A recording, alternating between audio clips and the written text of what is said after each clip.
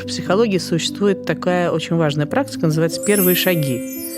Когда ты понимаешь, что есть вообще-то временная довольно большая разница между тобой сейчас и тем, кем ты вот там вот хотел бы быть, или вот этой лучшей версией себя, да?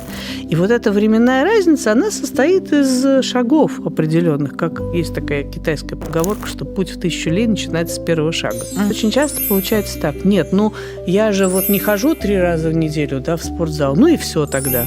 Какая же тут лучшая версия себя? А может быть, первый шаг будет заключаться в том, что, я не знаю, ты начнешь просто пить еще 1 стакан воды в день.